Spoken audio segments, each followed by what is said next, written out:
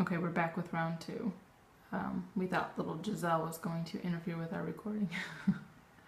But so our police officers are here to protect and to serve, right? To look after civilians and citizens, young, old, any shade of the rainbow, right?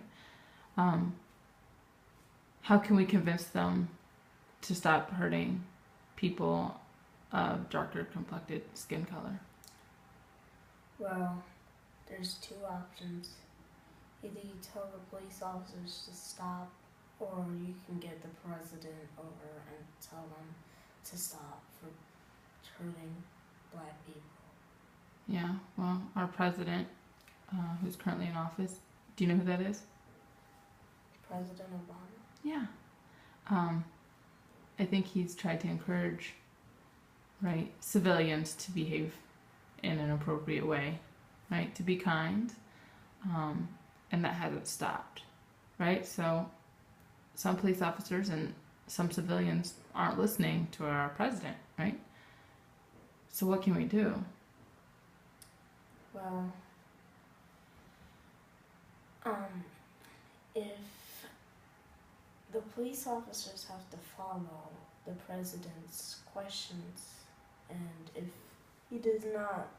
they don't listen, then they could get in trouble themselves for not listening to the president. So for the past few nights, I've had a really hard time sleeping at nighttime because not only do I think about you in this world, but I think about our neighbors, our community, and just children in general, people in general. And it scares me to not know what your future looks like because of the condition and the state that we're currently in.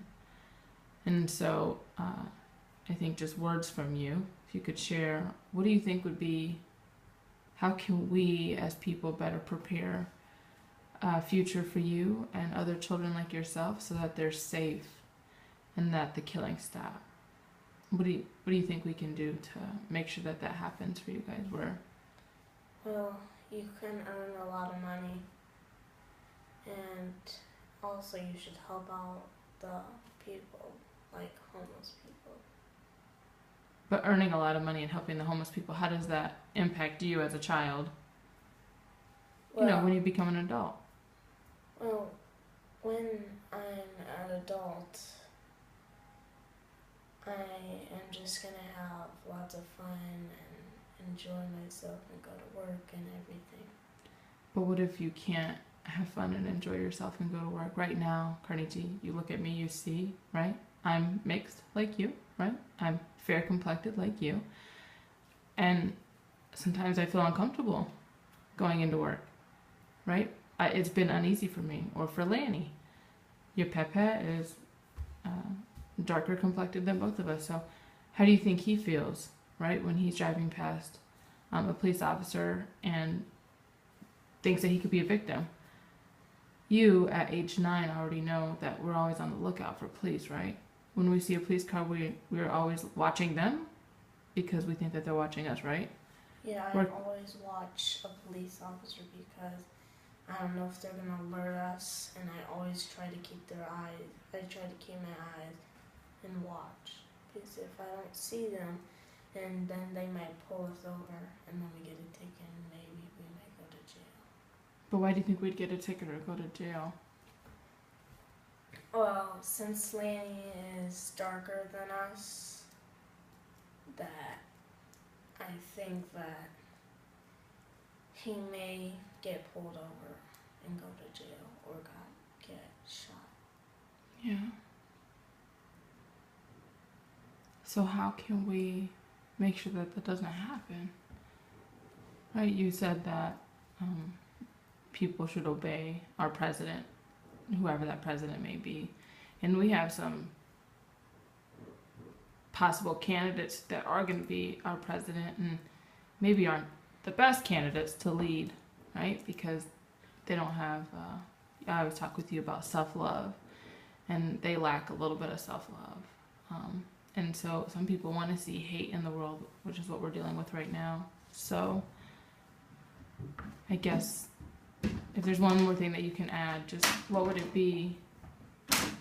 You know, how can we protect you? How can we protect the black man? What can we do? We have to all protect ourselves. How do we protect ourselves, or do we shouldn't we protect each other? And how do we protect each other and or ourselves? Since I'm the only man in the house, I have to protect all of you. So yeah, you're the only man in the house right now. So you have to protect us. But what about in society, in this world, when we step outside? Why do you feel obligated to protect us? And why is it not the other way around? Why are the adults not protecting other civilians as well as the children in the world? How do you think we can protect you guys? What is it that we need to do? Well, you need it. You need to help us all. And I could help you guys at any time when something's gonna happen. I can tell you, duck! And if like a bullet's coming through, and you could get hurt, and you have to run. Yeah, but bullets move fast, very fast, almost as quick as the speed of light. So we can't really watch them. We can't say duck. We can't prepare for them, right? Mm. And our world should not be made up of preparing for death. We should prepare for moments of joy and happiness and achievements, not prepare for fear, not prepare for death. So again, I really want to reiterate to you, from a child's perspective, from your mind, how can we best make sure that black men like yourself, or even like Xavier, so that you guys are not targeted by police officers or other civilians who are just not happy with the black community and want to see black men no longer exist? What do we do? Well, I have no clue to that. Yeah. Well, I guess this is a process that we all have to work through. If there's something, because you know I'm recording you, that you can say to men and women and children, everyone from all walks of life, right now in this camera, what would you say to them? I would say that they have to get along with each other. Get along with each other. Should they love one another? Yeah. Okay.